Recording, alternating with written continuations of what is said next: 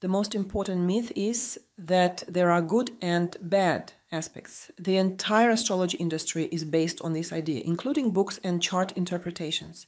For instance, the trine and sextile and partially the conjunction are always considered positive because they are harmonious aspects, while the square and opposition are supposedly dissonant aspects that only bring negativity and destruction. People often explain whatever they want with the dissonant aspects, justifying failures and negativity with them. However, we must remember that every aspect is merely one of the possible states of a process, a descriptive capacity. For example, if you need to prepare a dish like ravioli, there are different ways to do it. You can buy a frozen product from a store and cook it quickly at home, or you can go to a restaurant where it will have better quality than the frozen product. Or you can make it yourself. First, make the dough, then add a filling to it, and finally, boil it in water. The aspects show different ways of cooking a particular planet. Therefore, we do not say that one aspect is good and another is bad. Very often we can find a great number of oppositions, squares or T-squares in the natal charts of famous people who have reached the top in politics, business, or the arts. Tension dominates their charts. The idea that trines and sextiles allow easy achievement and that harmonious aspects will bring luck and ease is a myth. Any aspect can provide excellent results. In the charts of many famous film directors, there are often only oppositions. Throughout their careers, they find themselves in contrasting situations. One of the movies can be a big failure, while another will be a huge success, covering the costs and losses of the previous failure. Oppositions do not ruin their careers. We won't deny the fact that squares and oppositions are challenging aspects and that it's not easy to deal with them. However, they are not a sentence to complete failure. Oppositions and squares are sources of your spiritual growth, wisdom, experience, and achievement. They are the main drivers of progress in life. The world would not evolve without them. Conjunction 0 degrees. This aspect is neutral, and the two planets in conjunction are activated simultaneously. As soon as you lie down, the neighbor starts drilling the wall. You don't feel any discomfort because you perceive it naturally, and you don't even imagine that it could be different. The two planets are fused, and the native doesn't differentiate their functions. For example, Moon conjunction Pluto. My care, my attention and control, as well as manipulation and pressure are the same thing for me. A mother who suffocates everyone with her attention, who pushes everyone to their limit with this kind of emotion, sees this as normal concern for her loved ones. I do it for your own good. I really mean it. Have the best intentions. For her, pressure is synonymous with attention and care. Moon conjunction Mars. For me, activity and work are equal to rest and relaxation. When I relax, I work. Active rest suits me very well. I can't just stay on the beach doing nothing. I have to play beach volleyball or explore the nature around. When I work, it relaxes me. The native is often unaware of the conjunction and perceives it as a fact, a given reality. We can say that the conjunction is, in a way, an unconscious aspect. Square 90 degrees. The first planet hinders the manifestation of the second. This is a Martian aspect, as Mars is the planet of effort when it's necessary to fight a situation. A square in the radix or in predictions calls for the development of a new quality, for the revealing of a new skill by breaking through. Imagine a situation where you have scattered bricks and you need to gather them and build something.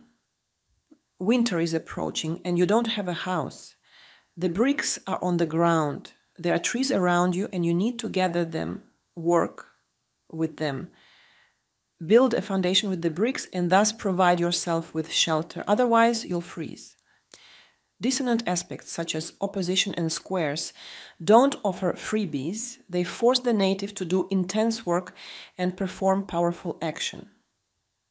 With the Martian aspect of the square, you must act. If you don't, the square will try to break you down, yet with the goal of getting you to another level. Moon square Uranus. I live day by day and don't want to plan anything, yet you must learn to plan. While the person might say, I can't, it's not part of who I am, it's not my character. The native is not just incapable of planning, he is very uncomfortable with it. Why? What's the internal reason? What's the internal advantage of this incapacity? The person lives day by day on the lower pole of Uranus. The internal advantage is the fear of the future. If I don't plan, I won't see the future that I fear so much. Sometimes this plays out differently. The person plans, makes an effort, and fate destroys her plans.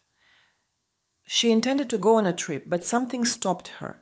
This is normal because with a square, you don't get the result easily.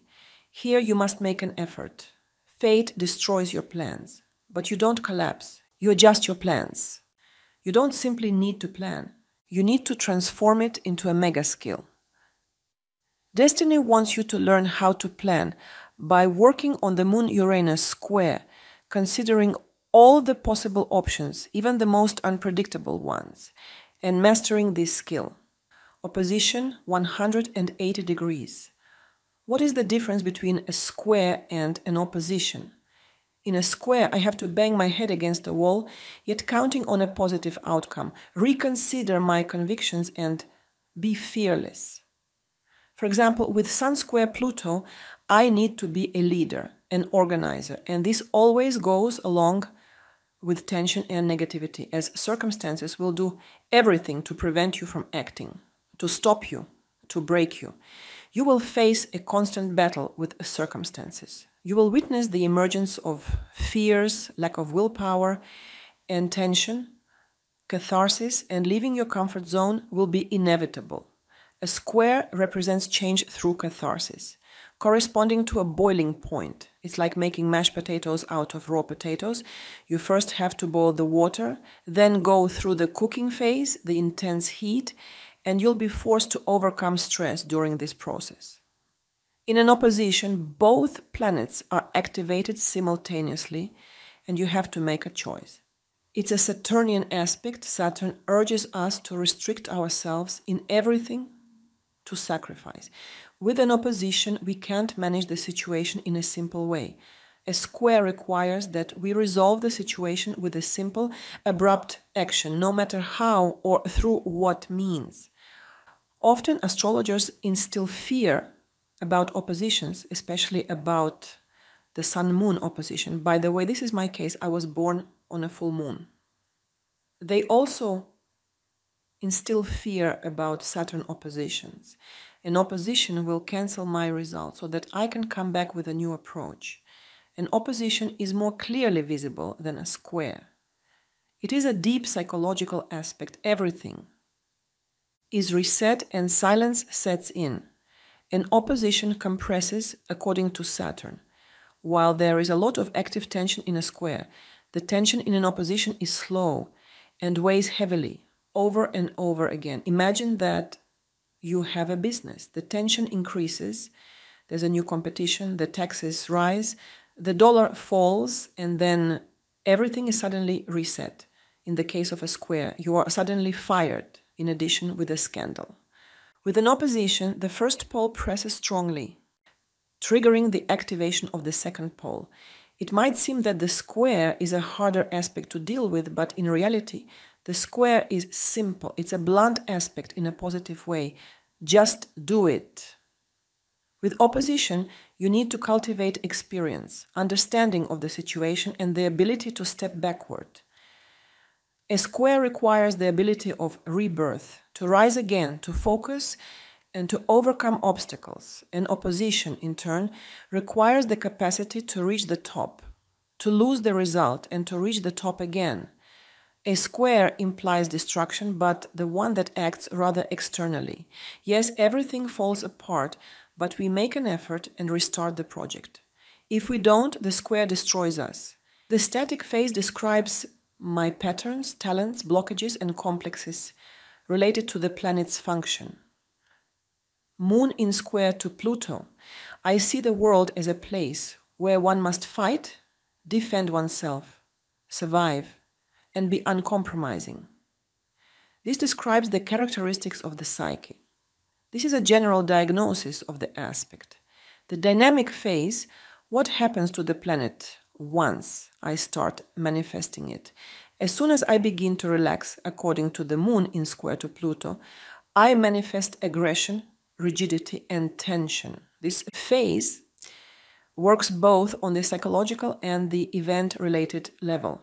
The aspects of the social planets are related to explicit heredity in the form of social models. The grandmother was saying that all men were cowards. The mother repeated it. You heard it and absorbed it. It became your social model. The trans-Saturnian planets in aspects reveal implicit heredity. The grandmother was unhappy in her marriage, but never spoke about it. She hated her husband her entire life.